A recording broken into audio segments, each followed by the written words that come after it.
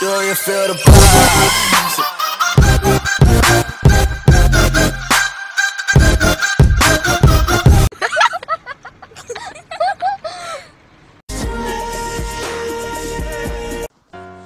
В малкото скромно градче Елин Пелин, семейство Митеви не живеят много добре.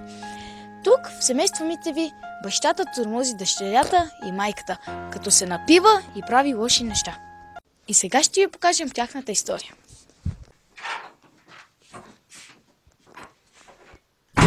Пак ли той? Откъде се придираш, бе? Откъде са? По работа бях. По работа с пена мастиката отново ли? Спе на мастиката. Какви са тия глупости? Как спе на мастиката? Бе, на мен е писна.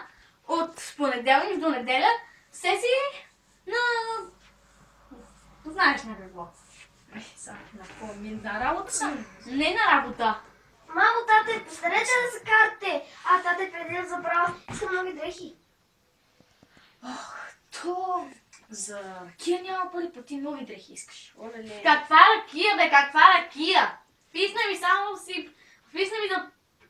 Само да пиеш.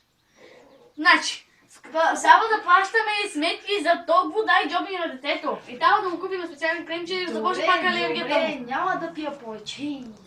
Искам да обещаеш пред мен, пред детето и пред очите на Бог, че няма да пиеш повече. Добре, няма да пия повече. Стига, че цяла вече съм по дискотеки на силната музика. Пасали жената. Пу! Писна ми вече, мама и тати, само да се карат. Аз го попитах тати само за нови дрехи, а той само мисли за тази ракия. В главата му е само ракията.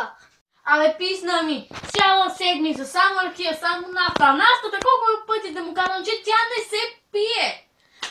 Направо ми писна. Няма да остава нещата така. Дори бащата да спре да пие, това няма да е единствения проблем за семейство Митеви.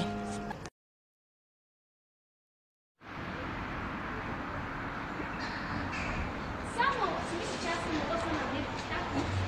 Как можеш да за внасяне на алкохол в училището? Какво си мислише? Какво си мислише? По пътя на баща си ли ще ходиш? Ти пак какво правиш тук? Какво правиш тук? И пак ли си се насвиркал? Какво е станало? Какво? Последва твоя пример и е внесла алкохол в училището.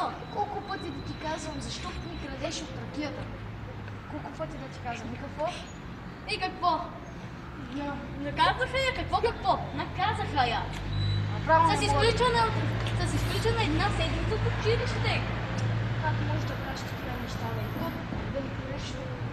Ми, баща ми ти ме така ме науча. Научи.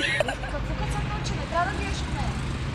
Така е, нали колко съм казала, не гледай баща ти, той пиянде, той напусна училище, още в първи клас. А защо защо ли от отдавна си го напуснала? Подготвя документите, исках му разбор, не си дел. Ти отиваш при него. Не, земята. Добре, това е красива, земя ти. Виж колко хубаво сме на земята. Стопа аз! Ти на много си да видим на теб. Борбата за семейство Митеви почти приключи.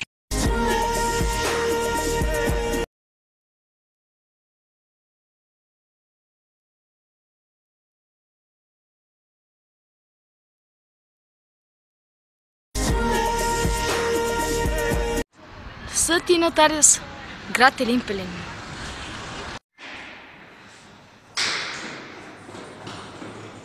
Много съм доволен.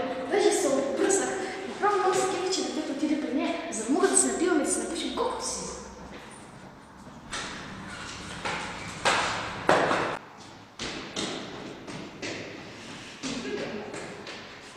Не съм доволна, даже изобщо. Детето дойде при мен и ми взе половината пари, понеже той няма нищо. It ain't my fault you keep turning me on. It ain't my fault you got